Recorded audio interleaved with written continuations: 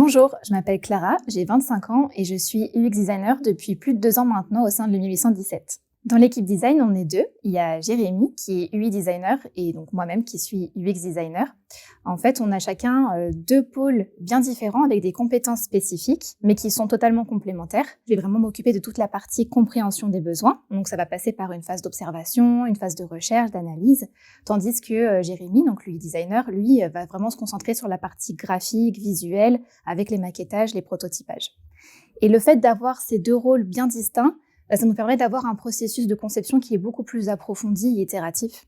Donc c'est super intéressant que le 1817 puisse proposer ça. En tant que UX designer, moi j'interviens toujours en amont des projets. Pour tout ce qui est compréhension des besoins, il va y avoir donc selon les sujets des observations terrain, ça peut être des interviews, des ateliers de co-conception, des ateliers d'idéation. Et une fois que cette recherche est faite, il va y avoir toute la partie analyse. Donc par exemple, savoir quelle typologie d'utilisateurs il va y avoir sur un produit avec les personas, mais ça peut très bien être aussi des expériences map, et puis la création du parcours le plus optimisé possible avec les wireframes.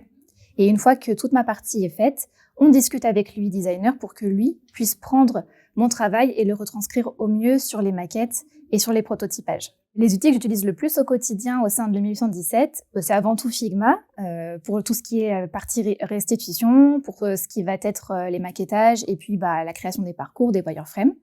Dovetail pour les interviews, Notion et 08 pour la partie documentation et Klaxoon pour tout ce qui va être atelier, puisque souvent on les fait à distance.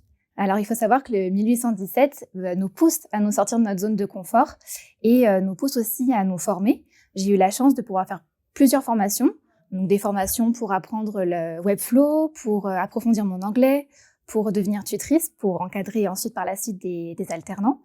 Et au-delà des formations, le 1817 nous ouvre aussi à des nouveaux métiers qui touchent toujours notre expertise. Donc par exemple, maintenant, je suis manager du pôle design et sur certains sujets, j'interviens en tant que proxy product owner. Donc, c'est-à-dire vraiment avoir ce lien avec le client, connaître les fonctionnalités et avoir cette passerelle avec les équipes design et les équipes développement. Et ce que j'aime par-dessus tout au sein de le 1817, ce sont vraiment les valeurs humaines.